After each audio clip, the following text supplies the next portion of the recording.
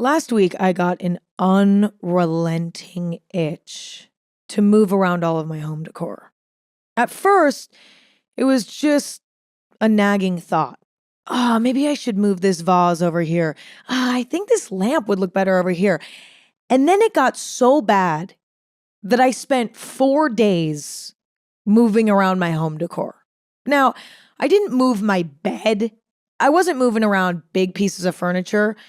I was moving around like lamps and vases and trays and candles and little weird sculptures that I bought from the flea market and bowls and books, and you get the idea. I don't know how it happened, but I got sucked into this for 4 days. For 4 days straight, all I could think about was perfecting my home decor. So I spent this wonderful 4 days moving things around. And let me tell you, it was one of the most wonderful 4 days of my life. I had the time of my life because I love this stuff. I love home decor. I love interior design. I love perfecting a space. I love looking at other people's perfected spaces. I love this shit. It's like a hobby for me.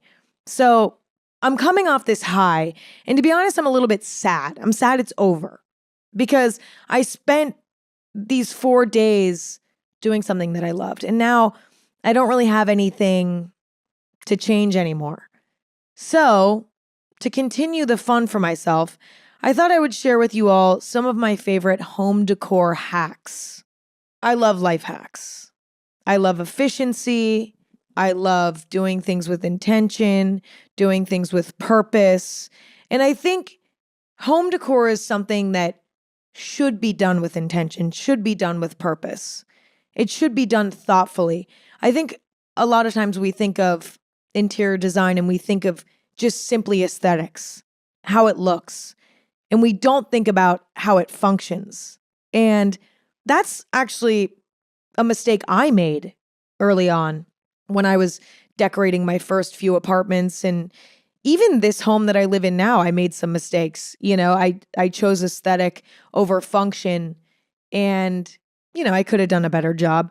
But I would say my house at this point is pretty life hacked. Like, to the best of my ability with what I own currently, I've hacked my house. It is balancing aesthetics and function in a way that I'm very proud of. And so today I'm going to be sharing with you some of the hacks that I've used to get it there. So without further ado, let's begin. I briefly interrupt this episode to let you know that this episode of Anything Goes is presented by Walmart. Sure, technically it's still summer, but mentally, I'm already starting to think about fall fashion. And you know who has everything to upgrade your fall wardrobe? Walmart. Walmart has all the pieces you could ever need. We're talking about cozy sweaters for apple picking, casual staples for carving pumpkins. We're talking about cool sneakers, cute boots, and the price is right. Shop major fall trends and new drops at walmart.com/shop/women's-trends. That's walmart.com/shop/women's-trends. Now back to the episode. Starting with strategically placed bowls and trays and platters filled with items that are deeply specific and necessary for the area that they're in. Okay? Now, this might seem like an obvious home decor hack. Like, put out a little tray and you can put matches in it and like cough drops or like whatever. It's one thing to have a little tray out and to like put a few little things in it. It's another thing to make it hyper specific for your life and your routine. That's what I'm talking about. I'm not just talking about like having a tray out and putting little candies in it for when people come over. That's cute and that's great and you can do that. That's not a life hack. I'm talking about really hyper specific uses of trays. Really hyper specific uses for bowls, for platters. Do you get what I'm saying? I think that this hack is most useful in two specific scenarios. Okay. Scenario number one. Let's say you have a very specific habit in your home. I'll give an example with me, right? I work a lot on my kitchen island, which is something that I didn't expect when I first bought this home. I didn't expect to work at my kitchen island, but for whatever reason, that became a habit. And so a lot of times I'll sit for hours on my computer at my kitchen island. And a lot of my work is on the computer with a lot of little, tiny little items, okay? I often need an SD card reader for, getting footage off of my camera. I often need SD cards. I often have SD cards out. I often have little tripods and lights. I often have multiple devices out. I have a lot of little items that I use for my work. And a lot of those items end up just strewn out on my kitchen island because I'm sitting there working, and it's kind of like a work hub for me a lot of times.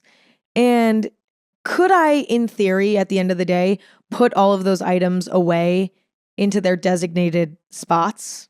Yeah, but it's a little bit inconvenient because every morning when I want to work again on my kitchen island, I then have to go get those things all over again because it's such a routine for me to work sitting at my kitchen island that I really would just have to get up and get it all out again. But then just having it all laying out on the counter looks bad and makes me feel messy, and things end up falling off the counter, and then my cat starts chewing on it, and then next thing I know, it's gone and I lose it, and that's a bummer and that's stressful. So you want to know what I did? I went into my cabinet where I keep all of my fruit bowls and shit like that, and I got out this woven fruit bowl, and I put all those items into the fruit bowl, and I placed it aesthetically on my kitchen island. Now I get to have all of my shit out on the kitchen island, but it's in an aesthetic, beautiful little bowl. Okay. Now, is it a little weird when you look closer and see, why does she have like a little like tripod and an SD card like in this fruit bowl? Like that's a little bit weird. Yeah, it's a little bit weird, but it's useful. And when you're just like glancing at that area, you don't even know what's in the bowl.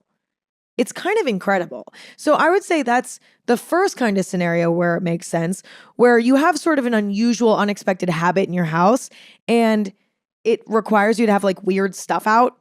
And so it's kind of helpful, a bit unconventional, but it's helpful to have some sort of little tray or bowl or platter to put those things in. And then the second scenario where this life hack really comes in handy is when you need to remind yourself to do something. Okay. Therefore, it makes sense to have a certain item out. Like a great example of this would be my retainer. I just completed bottom Invisalign for my bottom teeth because they were really crooked. And it actually didn't bother me that much, but my dentist was like, they're a little bit too crooked. You need to get them fixed. And I was like, okay. So I just did bottom Invisalign for a little bit. And I think when I first started with the Invisalign, I was putting it away in my medicine cabinet or in my little bathroom drawer. But then that was causing me to forget to wear it. So then I put out a little tray and I put it in the tray, and now I don't forget because I see it every single day. I also am reminded every morning to take it out and put it in the tray instead of accidentally wearing it and then being like, oh, fuck, I'm about to eat something. I need to take it out. And then I take it out and put it somewhere and lose it because that also has happened to me. So having that little tray for my Invisalign helps me remember, okay, I just need to put this in at night, take it off in the morning, whatever, put it here. And that's the routine so that I don't lose it, but I also don't forget to put it in. Do you get what I'm saying? So those are sort of the two scenarios where this really comes in handy. But I'll give you some more examples of ways that I've utilized trays and bowls and platters in my house to have specific items out in a very helpful way. In my podcast studio / office that I'm in right now, I have a little tray where I keep a lighter to light the candle that sits behind me while I record. If you're watching the video episode of this, you can see my sweet little candle. I also have like a little metal clip thing that I use to open. I don't even know how to fucking explain this. My podcast recording machine thing has this little latch door. And if you open it, there is the SD card that stores all of the audio files. The little latch door that protects the SD card as it's plugged into the device is really hard to open with your nail. So I have this weird little clip that was like a hair clip, but I bent it and now it helps me open that. So I have that in this little tray in here. And then I have a lip liner and a lipstick to retouch up my lips because I overline my lips a lot because it makes me look better. Another example would be by my front door. This is actually very standard. Like everyone does this. I have a gorgeous bowl with all of my keys and wallet and Tide to Go stick and Listerine tongue strips and like the collapsible bag holder that you can put on the side of a table at a restaurant if you don't want to put your bag on the ground. Like I have a bowl with all of the things I could possibly need when I leave the house. Next to it, now this is the more hyper-specific tray, I have another tray just for my go-to sunglasses. Okay, I keep 2 pairs, one that I tend to wear to my workout classes almost every single time I go, and then 1 pair that I like to wear when I go on a walk or like, I was going to say a light jog, but I don't really jog these days. Mainly if I'm going on a walk, like an athletic sort of walk. And I keep those by the door because I wear them so often. I used to put them in the bowl with the rest of the stuff, but my glasses were getting kind of scratched and it just wasn't very pleasant. Next, I have a very elaborate collection of trays in my kitchen with all of my different pills. Okay. Listen, I don't take that many pills. That's not true. I actually kind of do. I take a few in the morning and a few at night. Most of them are vitamins, supplements, and allergy medicine. And then I have 1 medication that I take twice a day. And I will say, it's really like taking pills every day it's a bit tough to get into the routine of. And the only way I've been able to be consistent with it is having it out. Like I need it out. I need to see it. I need it to be very visible to me. I can't put all of this stuff away. Then I will never take the pills. So out on my kitchen counter, I have a tray that holds all of the bottles of all my different pills. Then I have 2 little bowls out where I keep my pills of the day. Like if I'm working from home that day, I'll just have my pills out and then, I'll have my morning and night. And then every time I walk by that area, which is quite frequently, I'm reminded like, oh, should I take them yet? Like I take them with food. So I'm like, oh, did I just eat? Okay, I need to take it, whatever. Then I have a little strawberry bowl where I keep pill cases filled with a day's worth of pills because if I'm going out for the day really quick, it's nice for me to just grab it and go. So I have that in a little bowl next to all of this. And then I have another little bowl that matches the other one that has all of my eye drops in it because I have terrible, terrible seasonal allergies. And sometimes I just need to grab an eye drop. So I keep that out. And then I have one last little bowl. This is all in the same area. It's quite chaotic. Then I have one last little bowl that I keep like hyper specific items relating to my health at the moment. Like if I have a paper cut, okay, I might have Neosporin and Band-Aids in there so that I can just reapply, whatever. If I have fucking ringworm, I don't know, like if I have like a prescription, I haven't had ringworm in a very long time, let's be clear. But let's say I did have ringworm, okay, or I'm having like eczema in a certain area and I have a prescription cream, I might put that in the last little bowl tray thing. And last but not least, I'm giving one more example of the tray thing and then we need to move on because I've been talking about this for way too long. On my coffee table, I recently put out a tray with a bunch of card games in it, like Uno and Spot It and all those different types of things. Because whenever friends are over and we're bored, I always am like, what should we do? I don't know what we should do. And I always forget that I have cards. We could play Uno. We could play Spot It. We could play Cards Against Humanity, like whatever. So I put a bunch of cards out in a tray on the coffee table so that next time my friends and I are sitting around in my living room, like, what should we do? Maybe we'll play cards. Okay, let's move on. Next life hack.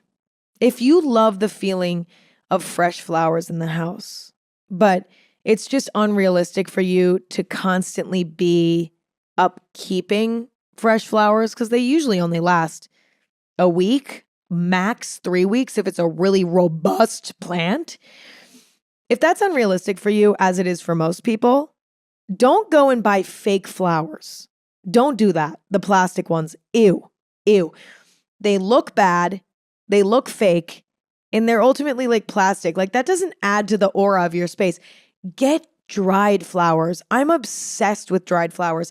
I don't know if this is like a common thing. Some of you might be like, yeah, dried flowers, Emma, obviously. I think they're kind of underrated. Like people are into it, but it's not as, I feel like I don't see it that often.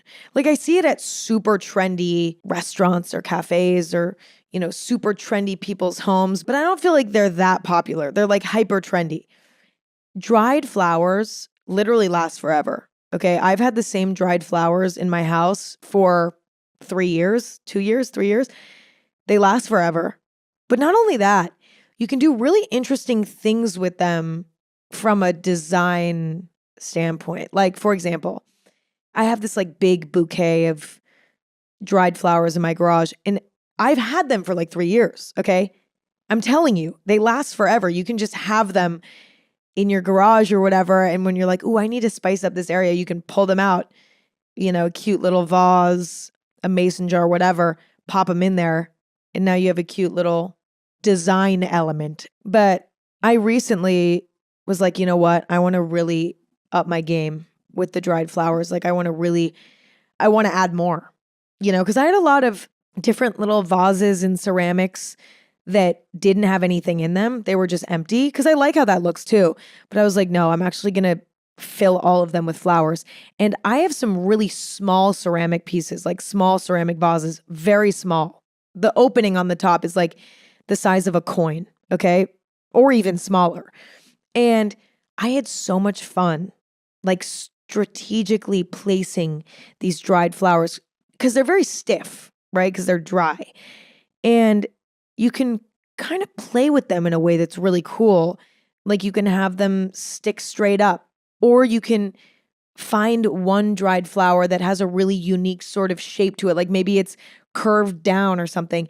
And you can strategically put that in a little vase and it feels more sculptural than fresh flowers. I don't know how to explain it because they dry in a very specific way and you can use that to your advantage.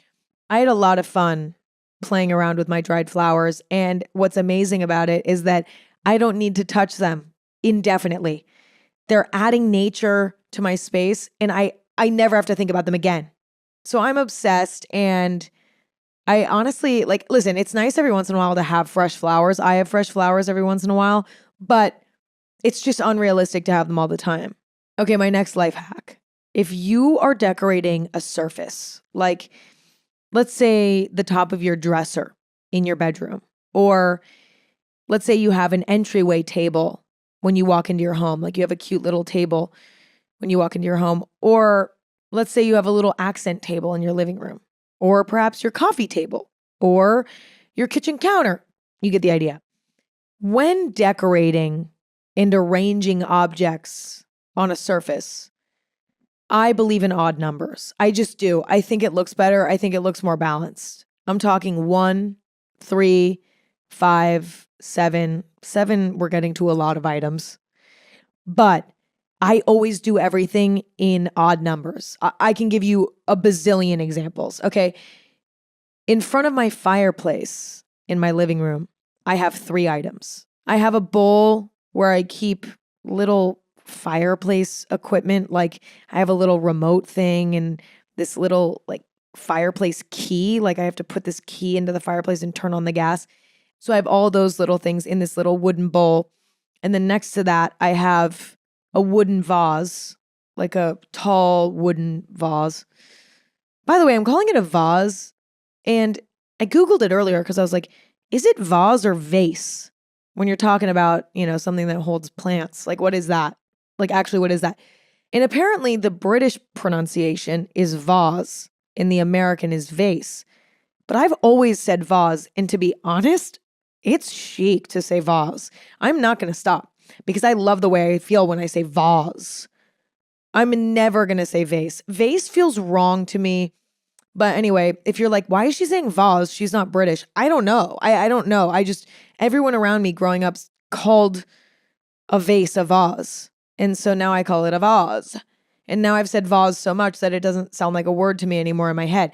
Anyway, so I have the wooden bowl with fireplace stuff in it. I have the wooden vase. And then on the other side of the fireplace, I have a larger wooden vase that has a dried plant in it. Now, I know what you're thinking. Emma, why do you have all of these flammable objects in front of your fireplace? Have no fear. They're far enough away that they're not going to catch on fire. Also, I have glass in front of my fireplace, so it's not an open fire.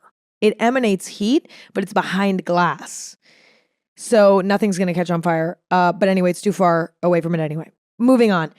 Another example would be on my bathroom counter. I have little clumps of 3, okay? On the far left of my bathroom counter, I have a little lamp and a little vase with dried flowers in it and a candle. Little group of 3. Then in the middle of my bathroom counter, I have a tray that has hand soap and a little cup that holds, my toothbrushes and toothpaste and stuff. That's sort of one item.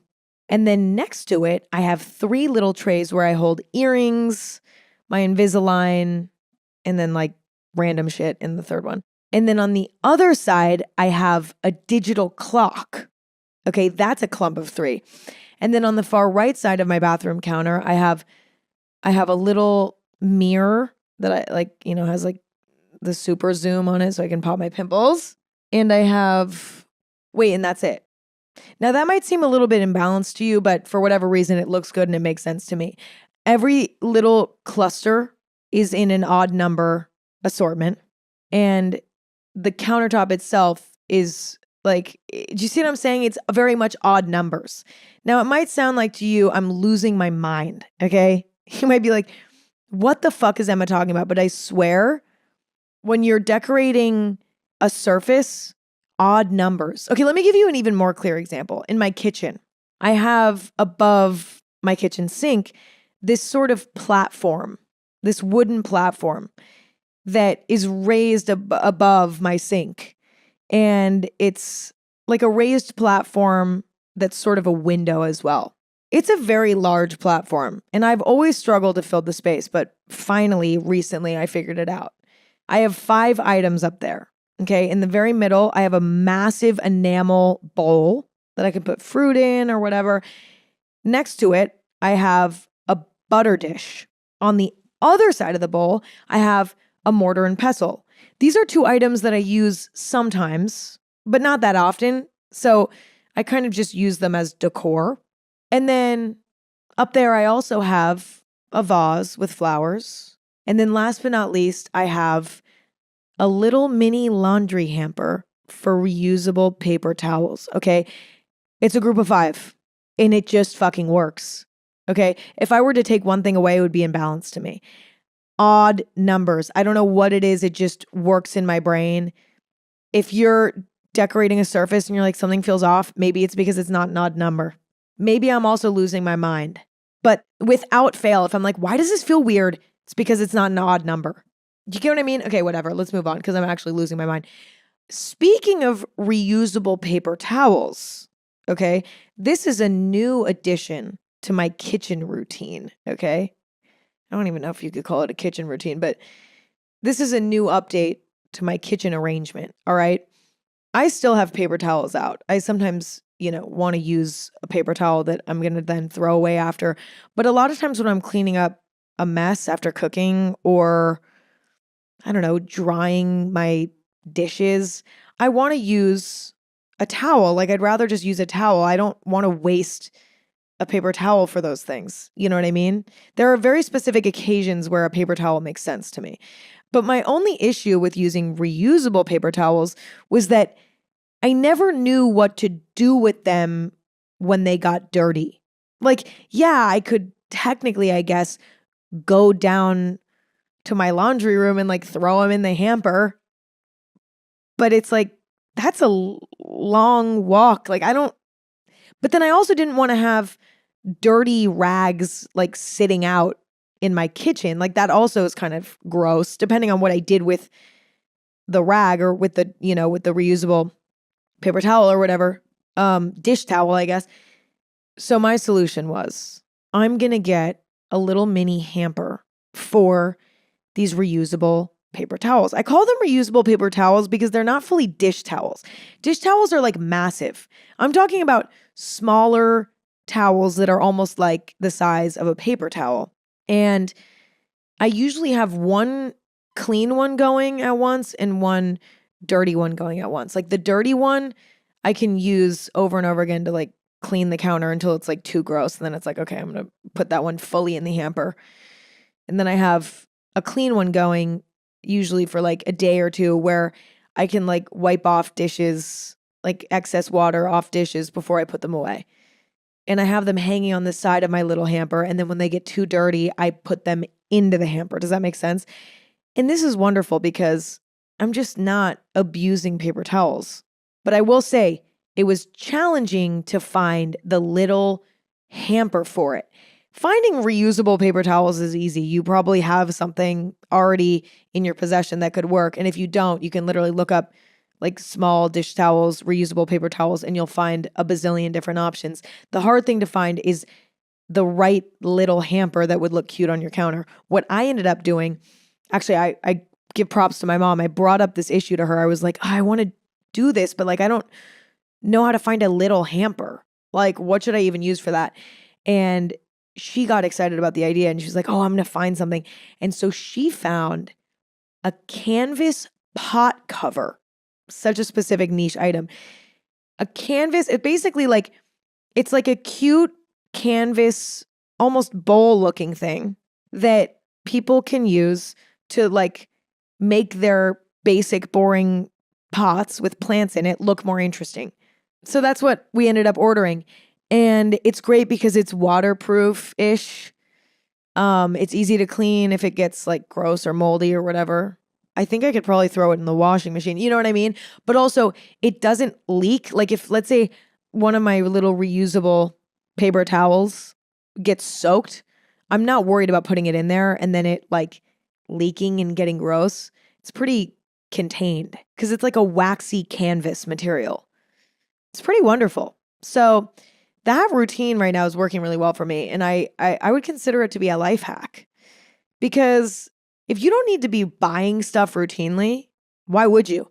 Like I do that with my nut milk. Like instead of having to buy almond milk every week, I just make my own nut milk. I have the little machine and it's so easy and I never run out. The only thing I have to do is like buy nuts in bulk every once in a while.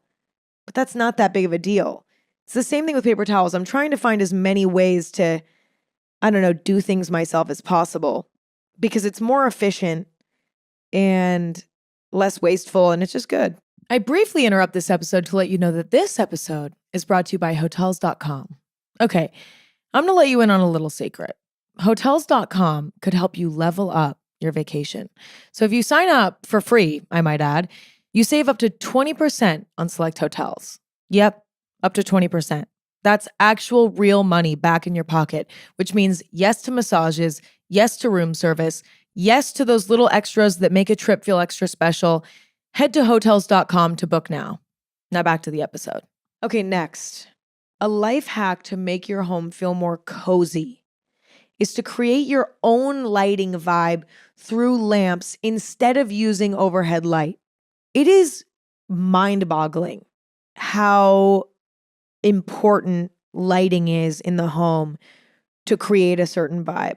And I'll be honest, standard overhead lighting in homes, like my home too, no one is safe, okay, is not ideal. It's bright.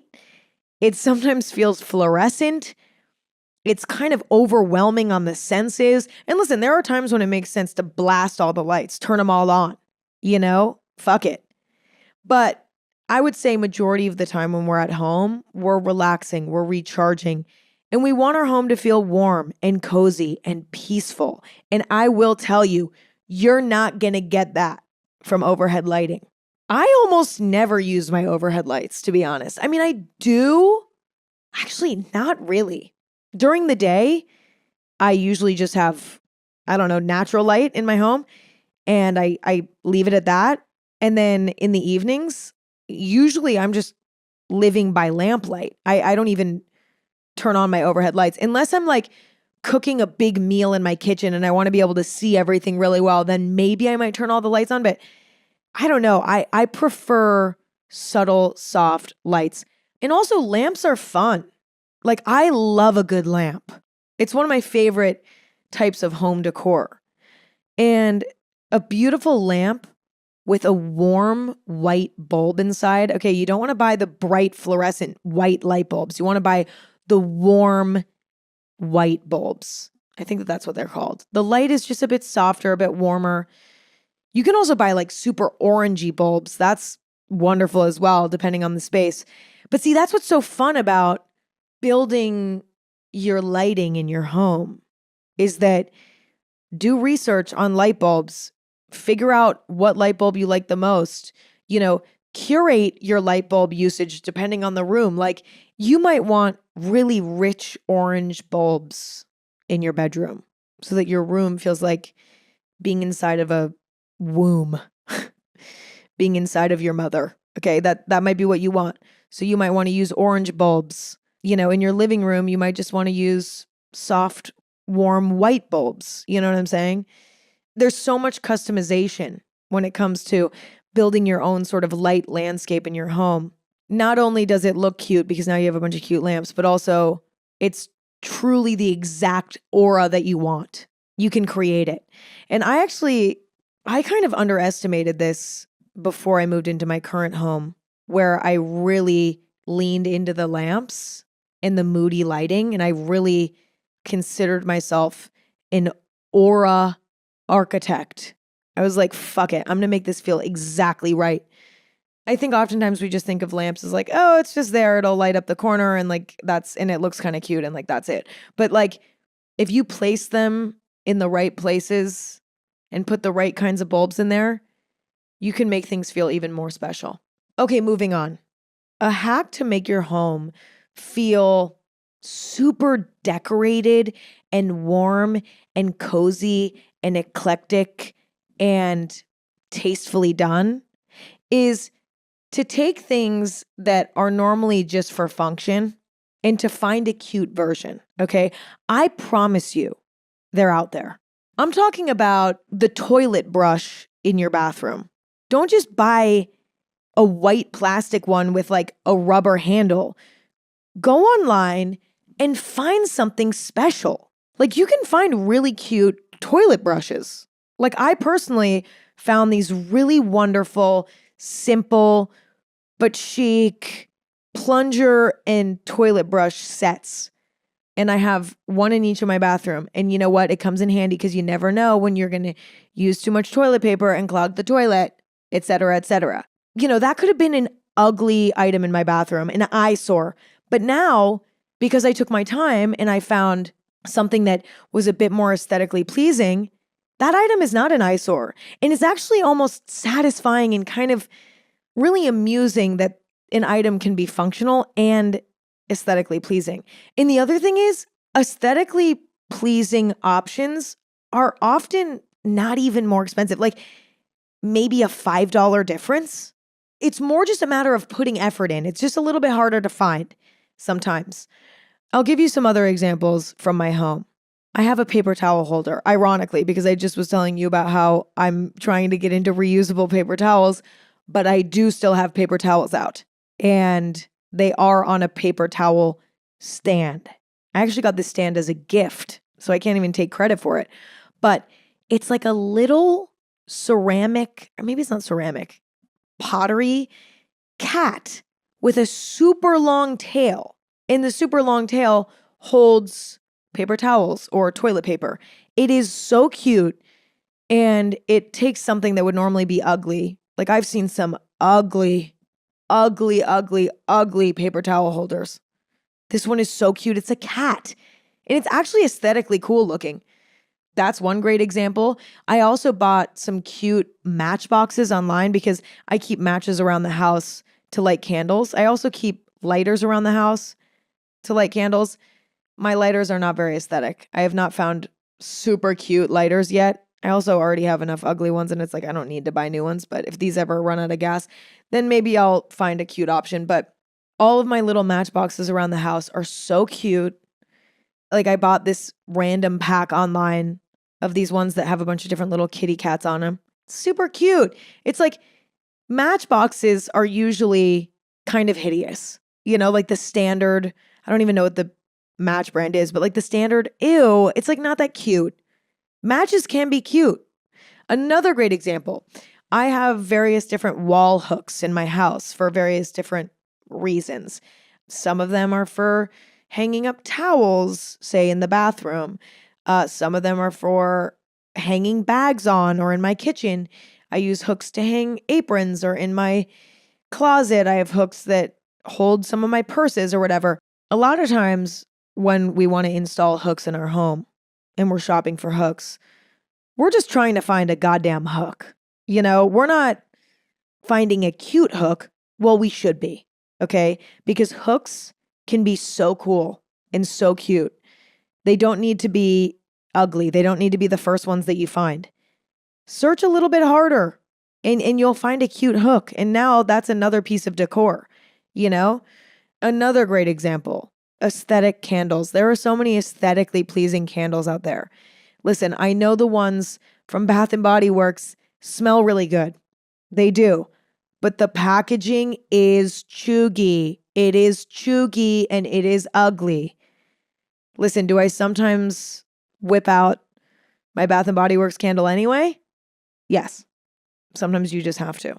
I actually peeled the label off of one of my Bath and Body Works candles, and that allowed me to keep it out because actually, but I think when I peeled it off, it like left part of the sticker and it looked kind of bad.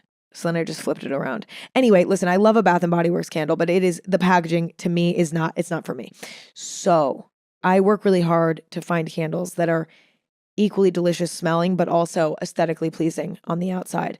I've been known to like the glass that a candle's in, but not like the logo on it. I'll peel the logo off. Like that is something that I do beyond that one time with the Bath and Body Works candle. I do that in general.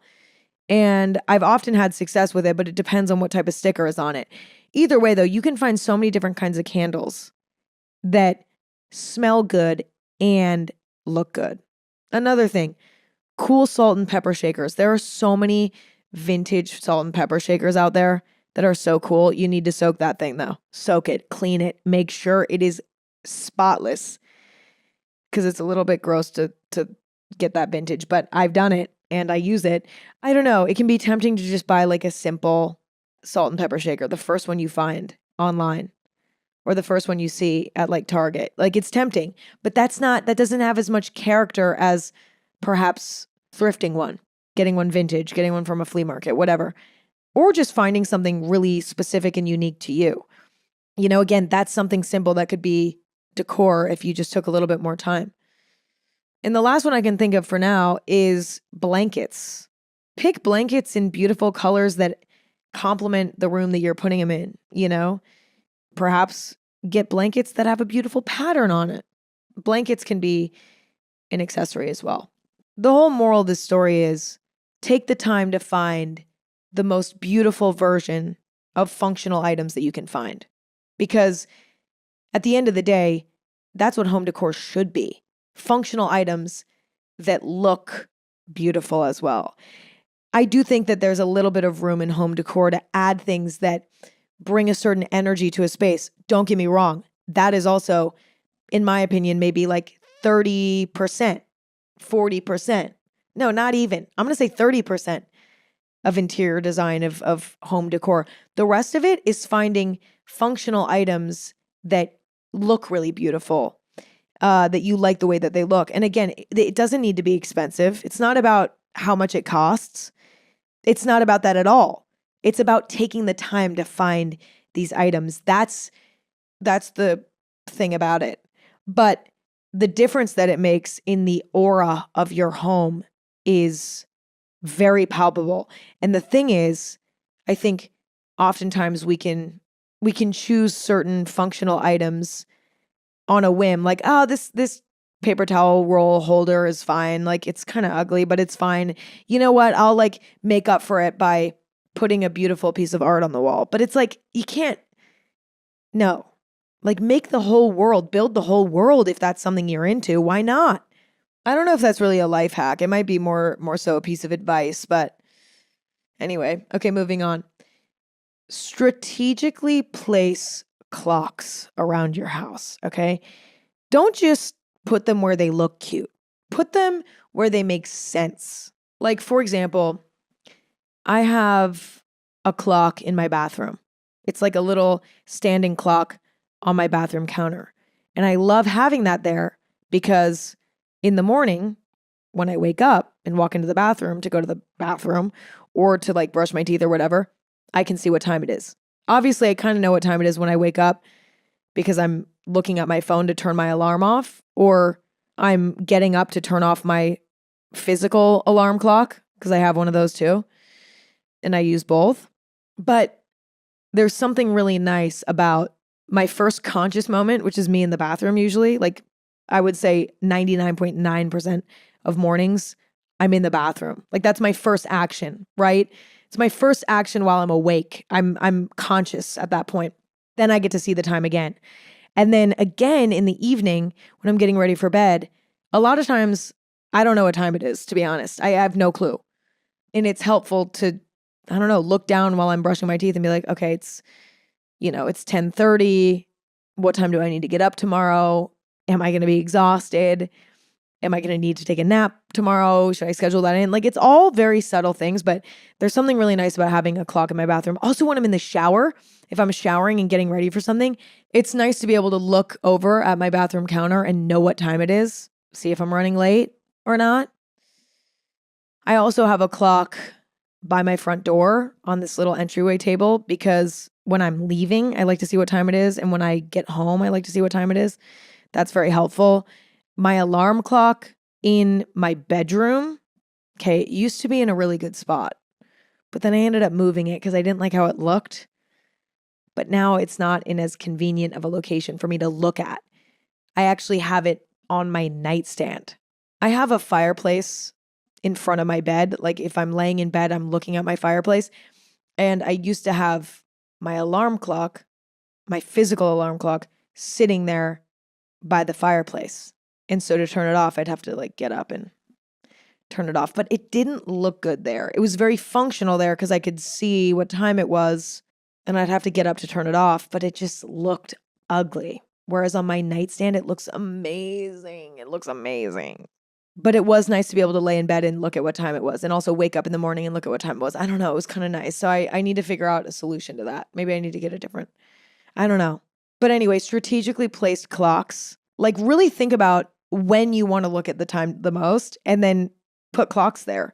Like, don't just put a clock on a wall because it's like kind of cute there. If you're never going to check the time there, it's a fucking waste of space. Put something else there. That's my opinion. Life hack. Make it so that you don't have to be checking your phone every time you want to know the time. Ideally, we're placing items in our home where they're actually going to be utilized. You know what I mean? Okay, next. One of my biggest pet peeves when it comes to home decor is ugly cords. Like a lamp with an ugly cord. You could have this gorgeous, gorgeous, gorgeous lamp, but the cord is hideous and it sticks out like a sore thumb. There's nothing worse. I actually am having that issue in one of my bathrooms right now. I just put a new lamp in there. Well, not a new lamp, but I moved a lamp from one room into that bathroom because it looks so much better there and makes so much more sense. However, where this lamp was before, you couldn't see the cord. Now you can see the cord. And the cord is bright white. And the rest of the room is very like dark and woodsy. And then there's this big white cord. It looks hideous. Don't worry. I have a solution for myself and for you if you ever find yourself in this predicament. It's a little bit extra. It's a little bit high maintenance, but I promise you it's worth it, okay? I've tried to like make a cord blend in. I've tried, clipping it to the wall, There's little clips that you can get to like kind of tape it flat to the wall. That doesn't look very good. I've tried it. Doesn't look that good. I've tried just like wrapping the cord up tight so that it's not like all bundled on the ground. Perhaps even, taping it to the back of the lamp. I've tried all these different things. Nothing works. You can't hide the cord sometimes. Sometimes you just can't. So don't. Make the cord cute. My mom is very crafty, sometimes even more crafty than me. And she turned me on to spray painting lamp cords so that it matches the wall or it matches the floor or whatever. And listen, you might need to do a little bit more cord management. You might want to twist it up and like push it behind the lamp or like, I don't know, you might need to do a little bit more after you paint it. But once it blends in, as long as the cord isn't just like all over the ground, looks pretty good. And you don't even think about it. Another option is a cord cover. I actually have this wonderful sconce in one of the rooms in my house. It's like this big green flower with a big bulb in the center of it, this big sconce. And the sconce is not hardwired into my house, right? It's something that we hung up almost like a floating lamp, but there is a cord that's connected to it. And the cord basically just dangles onto the ground. Now that's not the cutest, just like a raw cord out. So there's a cord cover on it, a cute one with stripes. And I love the way it looks. Like I genuinely prefer the way the cord cover looks with this sconce. I prefer that over it being hardwired into the wall and there be no cord. Like I love the way that the cord looks. So you might have to get a little bit crafty, but if a cord is bothering you, don't give up and don't hide it. Own it. Own the fact that there's a cord. Own electricity, okay? We're not at a point yet where we have magic light bulbs that you just twist into your lamp and they just are lit all the time and you don't need electricity and you never need to charge them. We still need to plug our goddamn lamps into the wall and we should own it. Don't try to hide it. Okay, moving on. Another life hack when it comes to decorating your home. This works if you're rearranging stuff or if you're just moving into a new space and you're trying to figure out what to do with all of the furniture that you already have, or you're trying to figure out what you need and what to choose for various spaces. I always like to choose some sort of aesthetic theme for each room. Now, I know what you're thinking. Emma, like we all have our own personal home decor style. Like, is that what you're talking about? Like, that's pretty self-explanatory. No, I'm talking more hyper-specific. Every single room in my house has a sort of aesthetic code and theme that really only makes sense to me, to be honest. Like, I wouldn't expect anybody else to understand it, but it makes sense to me. I'll give you some examples of how I use this, and then maybe that'll help you figure out how you can use it. You get what I mean? So, for example, downstairs, I have a sitting room that kind of connects to the pool. It's like we call it the pool sitting room, a place to hang out on a warm summer day. This room is nautical themed. So all of my nautical home decor ended up going in there. And when I was buying pieces for that room, I was trying to stay in a nautical world, right? I have a little fish pillow in there. I have a bunch of little trinkets that relate to the ocean in one way or another. I have a little lighthouse sculpture and a little fisherman sculpture. And I have nautical books in there. Like I like nautical things. I love the ocean. I love all of that stuff. And so I wanted that room to feel sort of nautical. And so I took all the stuff I already had, put it in there. And then when I was shopping for that room, I kept that in mind. It doesn't feel like so on the nose that the room isn't livable. It just helped me guide my decorating and my shopping. For whatever reason, I wanted that room to feel nautical. So that's what I did. Is every single thing exactly super nautical? No, but That's how I gave myself direction when building that room. In my personal bedroom, I want it to feel like a mossy garden.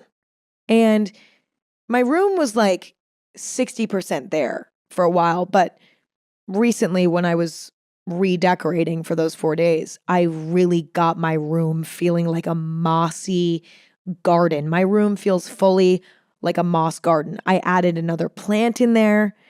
I took a bunch of the decorations out and added a bunch of like super natural looking ceramics with a bunch of dried flowers. The colors in there are really mild and easy to look at. Like I wanted my room to feel like a mossy garden. Again, is it exactly like a mossy garden? No, it's not.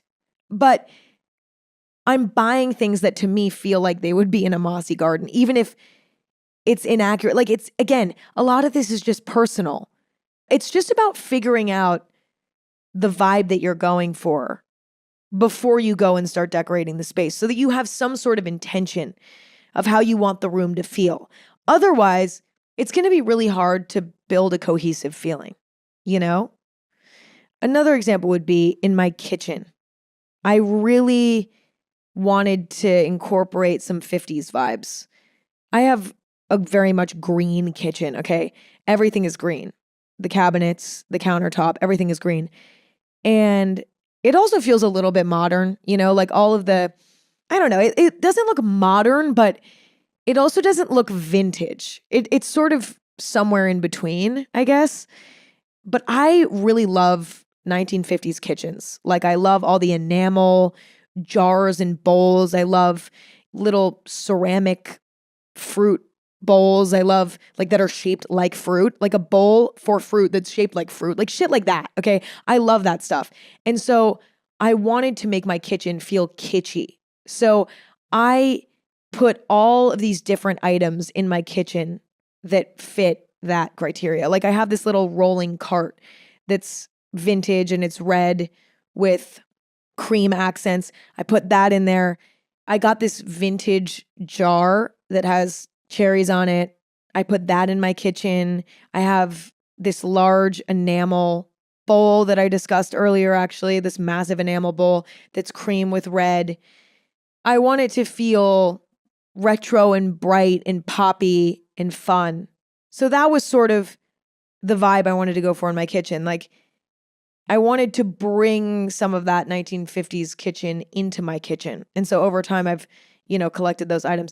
And listen, I could go on all day about this, but the moral of the story is it's so helpful to know what feeling you're going for, to know what aesthetic you're going for. Otherwise, you'll end up with a space that just doesn't feel quite right. And that was really what I worked on during those 4 days of like redecorating. I really went into each room and asked myself, what do I want this vibe to be? What is this exact vibe? And then I moved things around in my house. It was almost like a puzzle. Like I'll give you an example, okay? In my kitchen, I had this little wooden sculpture of a fisherman. And I had this epiphany. I was like, wait, this doesn't belong in this room. This belongs in the room downstairs that's super nautical. Why is that not down there? So I moved that down there. And then I had this vase downstairs in that nautical room that honestly wasn't that nautical. And I was like, that looks super natural, almost like a rock. Like it looks very natural, almost as though it would be in a forest. I'm going to move that upstairs into my bedroom because I want my bedroom to feel like a mossy forest. And this pot feels like it belongs in a mossy forest. Do you get what I'm saying? That was very much the puzzle I was solving during those 4 days. And I guess I just didn't really ever think about decorating a room in that way before. Like I was never like, okay, what is the specific feeling I'm going for? What is the exact aesthetic in my head? It doesn't need to make sense to anyone else. It's not going to be like, oh, I want this room to be super cottagecore. Like that's not specific enough. It needs to be hyper specific to you. You know what I mean? But once you have that and you figure out what materials and colors and symbols make that up, it all just falls into place. And sometimes you might need to go out and buy some new things. Other times it's just rearranging stuff you already have. to make things feel more cohesive. But I don't know if that's a good life hack. It might be too abstract. So anyway, hopefully you can use that. Okay, my next hack. If you're trying to decorate something, let's say you're decorating a wall, decorating a surface, whatever, and it's just not feeling right. Like you're rearranging, you're adding stuff, you're like squinting at it and it's just not working. Like you've been playing around with it for an hour and it's just not working.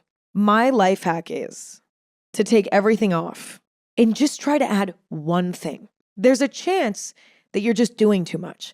Sometimes the answer to decor is much more simple than we think. Sometimes it's just putting one vase with flowers. Sometimes it's just hanging one piece of art on the wall. I think a lot of times we think of decoration and we think of like a lot more. It needs to feel full, But sometimes that's just not right. And so we can drive ourselves nuts trying to get the balance right. But really, the answer is much more simple. It's just one pot. It's just one vase. It's just one lamp. It's just one thing. Sometimes it's not. Like in the rule of odd numbers, we might be trying to push 5 or 7 items on a surface or on a wall or something, when what we really need to do is just put one. And that leads me to my next life hack, which is sometimes asymmetry is the fucking vibe. Sometimes symmetry is wrong. I love an occasional painting randomly placed on a weird quadrant of the wall. Like one of my favorite areas in my house is I have this credenza, right? Like a long piece of storage furniture. And I could have put a piece of art right in the middle of the credenza, right? Because I wanted to put a piece of art above the credenza. I could have put it right in the middle, but no, I put it all the way to the left and I love it. And every time I look at it, it feels so good. Not everything needs to be perfectly symmetrical, and sometimes less is more. Okay, my next life hack. If you're decorating a surface and perhaps you're putting, again, like candles, vases, whatever the fuck, and you're putting things down and you're organizing them and it's looking really bad and it just feels empty, you need to put a book down. Put a book down, maybe 2, maybe 3, and then put these objects on top of that. Sometimes that just makes it make sense. I don't know why, but I have that in multiple places in my house where I wanted to have a candle out and perhaps a vase and perhaps like a tissue box or whatever, blah, blah, blah. And like I tried to put them all out and it just didn't look good. I'm actually specifically talking about my makeup vanity. I wanted to decorate it, but also put out some functional items. And I was trying to organize it and it just did not look good. And then I put books down underneath the functional items and the decorative items and boom, it just looked good. It looked complete. Sometimes that's just what it needs. Okay, and then my last life hack is go to flea markets. Okay, I just had the most wonderful flea market run recently. And I got so many wonderful things. Not so many, but I got a handful of wonderful things. Actually, I shouldn't say a handful either because a lot of the items were very large. I just think flea markets can be such a great source of unique home decor that you can't find anywhere else, that is priced right. The price is right. Like at my most recent flea market run, I found this massive metal tree. Massive. And immediately when I saw it, I was like, this is either the most ugly thing I've ever seen or it's going to be perfect in my dining room. And it's the statement piece I've been waiting for. It was $150. This is a massive piece of like art. And art is not cheap, okay? I was shocked that it was only $150. Not the cheapest item, but this thing is big, okay? Got home, hung it up. It's amazing. It literally looks like it could be $5,000. It was $150. If somebody told me, I'm not even kidding, if somebody told me that that metal tree that is now in my dining room, hung up on the wall, was $50,000, I'd be like, maybe. Art is so expensive. So this is my point. You can find such amazing things from the flea market and the prices are usually pretty good. So I would say if you're buying decor items, that's the place. If you're buying furniture, be a little bit more careful. Like you don't want to buy a couch from the flea market. It might have fleas in it. I'm a little bit frightened of buying a used couch. Like who jacked off on that couch? And how well can you really clean it? You know what I mean? I'm a little bit more skeptical of that. Whereas like a vintage bowl, ceramics, art for the walls, coasters, I don't know. Like there's, little knickknacks that speak to you for whatever reason that really are cool to you. There's nothing like going to a flea market. It's just the best. I think it's the best resource, at least in my area where I live. Okay. I think it's the best. So if you have one near you, hit it up.